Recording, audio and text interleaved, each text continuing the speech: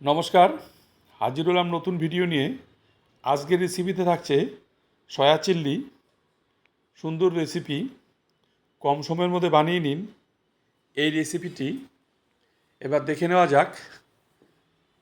প্রায় 200 গ্রাম খানিক সয়াবিন নিয়ে নিচ্ছি, রসুন, আদা, ক্যাপসিকাম, টমেটো, পেঁয়াজ এবং কাঁচা লঙ্কা। এবার এই সবজিগুলোকে এক এক করে কেটে নিব। পেঁয়াজটা ভালোভাবে ছুলিয়ে ধুয়ে পরিষ্কার করে নিয়ে এইভাবে কেটে নিচ্ছি। তাহলে আপনারা এই সয়া চিল্লি তৈরি করার জন্য পেঁয়াজটা পারফেক্ট হবে। এইভাবে গোড়াটা কেটে নিলে এইভাবে পাপড়ির মতো বেরিয়ে আসে।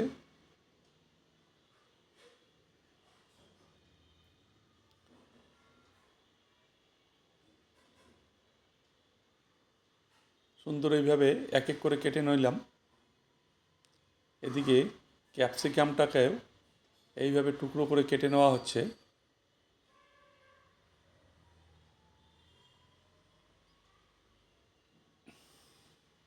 ক্যাপসিকামটা কাটা হয়েছে। এবার টমেটোটাকে কেটে নেব।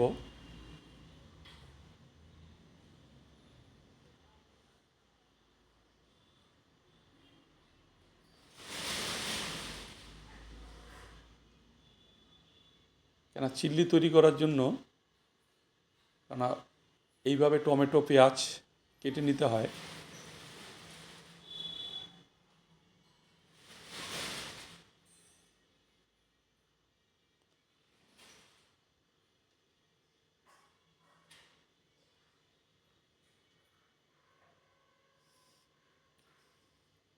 টমেটোটাও কাটা হয়েছে।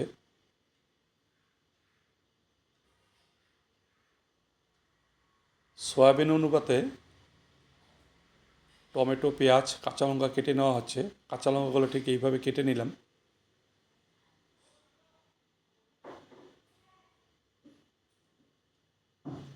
এবং আদাটাকে এইভাবে কুচিয়ে নেওয়া হচ্ছে।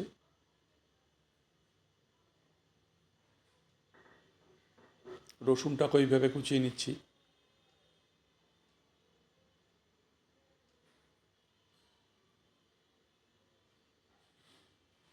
এদিকে ওভেনে গরম জল বসিয়ে দিয়েছি। এই গরম জলটা দিয়ে সয়াবিনটাকে ভিজিয়ে নিব।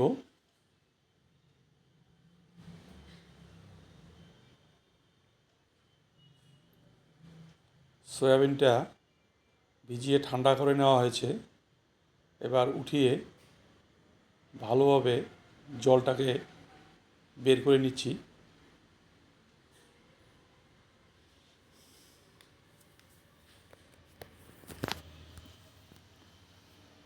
ভালোভাবে জলটা নিগড়ে নিতে লাগবে, কারণ জলটা যাতে না থাকে।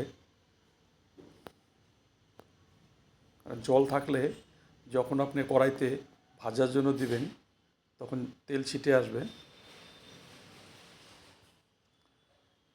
এর মধ্যে কর্নফ্লাওয়ার দিয়ে দিচ্ছি পরিমাণ মতো।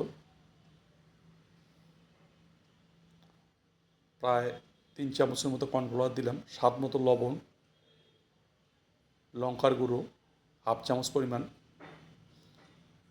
এবার এটাকে ভালোভাবে মেখে নেব।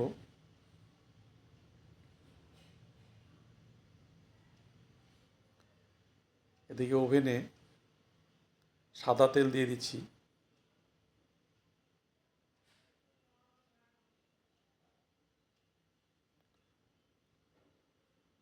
সয়াবিনগুলোকে ভেজে নেওয়া হচ্ছে।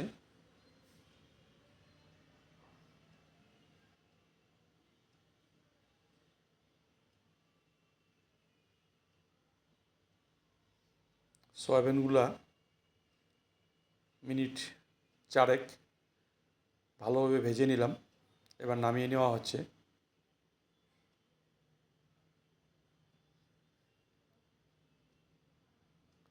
এদিকে ওই তেলের মধ্যেই রসুন কুচি,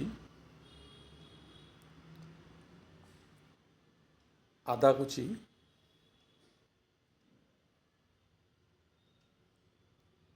কয়েক সেকেন্ড নাড়াচাড়া করে নেওয়ার পরে এর মধ্যে কেটে রাখা পেঁয়াজ, ক্যাপসিকাম হালকা নাড়াচাড়া করে কাঁচা লঙ্কাটাও দিয়ে দিলাম।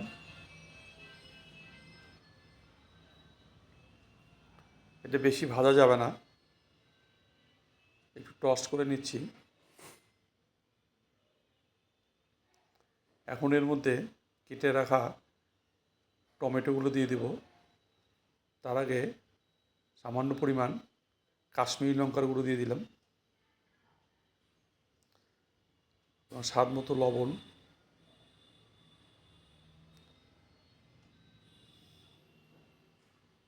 কারণ মিনিট দেড়ে কেটে ভেজে নেওয়ার পরে টমেটো দিয়ে দিলাম, কারণ টমেটোটা আগে দিলে টমেটোটা ঠিক গলে যায়।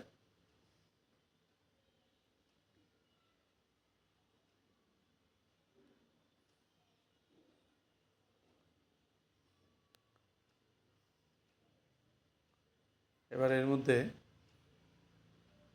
পরিমাণ মতো টমেটো সস দিয়ে দিচ্ছি, 1 চামচ পরিমাণ সয়া সস,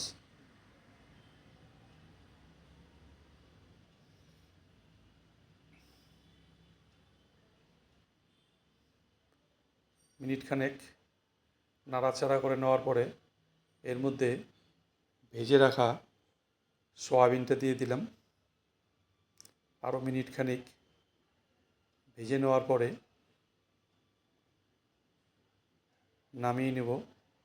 সুন্দর এই রেসিপি।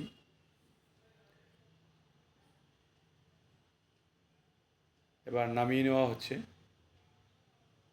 এইভাবে বাড়িতে নিয়ে নিন, বাড়িতে বানিয়ে নিন এবং গরম গরম রুটির সাথে সার্ভ করুন। ভিডিওটি ভালো লাগলে অবশ্যই চ্যানেলটিকে সাবস্ক্রাইব, লাইক এবং শেয়ার করবেন। সুন্দর এই রেসিপি।